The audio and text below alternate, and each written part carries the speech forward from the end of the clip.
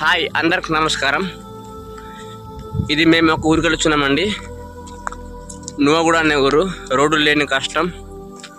ఇలాగా నడుచుకుంటూ ప్రయాణం సాగుతున్నాం. ఎంతో కష్టంగా ఇప్పటికే దమ్ముకుల ఊరు నుంచి మధ్యదారులు ఉన్నాము. 3 గంటలు నడిచాము. అయినా ఇంకొక 30 కిలోమీటర్లు నడవాలి. ఇంకా కొండలు చూడడానికి ఎలాగున్నాయి, చాలా కష్టతరంగా ఉంది. ఇలాంటి ప్రయాణం ఎప్పుడూ చేయలేదండి. ఇలాగా రోడ్డు లేని ప్రయాణం ఇదండి. పిల్లకండ్రు అనే ఊరు. ఇక్కడ రోడ్డు వేస్తున్నారు కానీ ఇంకా తర్రయ్యలేదు. చాలా కష్టంగా రోడ్డు ఉంది. ఇంకా రోడ్డు వేస్తారు కానీ ఇంకా జేసీబీ రోడ్డు తయారు చేసింది కానీ ఇంకా తర్రయ్య అవ్వలేదు. ఇంకా ఇదండి. ఇప్పుడు కొండలు ఎక్కాలి. చాలా కష్టంగా ఉంది. కొండ ఎక్కాలంటే బట్టలంతా తడిసిపోతాయి, చెమట కారిపోద్ది.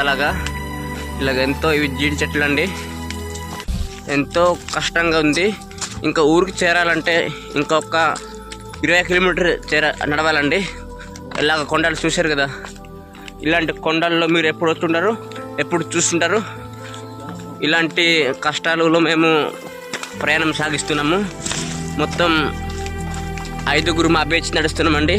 ఒక చిన్న బాబు, మా ఫ్రెండ్స్ 2, మా అన్నయ్య. మొత్తం ఇలాగండి మేము ఈ యొక్క ప్రయాణాన్ని సాగిస్తున్నాము. పొలాలండి, పిల్లగండి. అది కొండ చూడ ఎంత ఉందో. ఇది ఎక్కాలంటే కాలినడకతో చాలా కష్టంగా ఎక్కాలండి. ఇదండి. ఇంత నడుచుకుంటూ వచ్చి ఇక్కడ కొంచెం విశ్రాంతి తీసుకుందామని మన లాగిన్రు.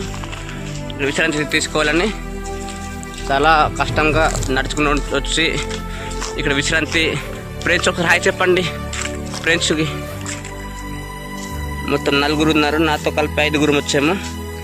ఇలాగ ఎంతో కష్టంగా నడుచుకుంటూ వస్తున్నామండి. ఎటువంటి సౌకర్యాలు, ఎటువంటి రోడ్డు లేదు ఇటు నుంచి. ఇదండి ఇప్పుడు మేము ప్రయాణించే రహదారి. ఇది ఈ దారిలో మేము ప్రయాణిస్తాము. ఎటువంటి రోడ్డు లేదు. రాయిలు, రప్పలు, అడవి, చాలా మృగాలు ఉంటాయండి. ఇదంతా జీడి తోట అండి. ఇది మొత్తం జీడి పిక్కల తోట. ఈ జీడి పిక్కల్ని బిర్యానీలో కలిపి తింటే సూపర్ ఉంటుందండి. మీకు తెలిసే ఉంటుంది కానీ ఇంకోసారి తెలియజేస్తున్నాము. ఇప్పుడు కొండ ఎక్కడానికి ప్రారంభిస్తున్నామండి. ఇప్పుడు కొండ ఎక్కాలి. ఇది మొత్తం కొండ కింద ఉంటామండి. ఇంకా ఊరికి కాసేపు ఉంటే అందిస్తాము. కాసేపు ఉంటే ఊరు కూడా చూపించబోతామండి.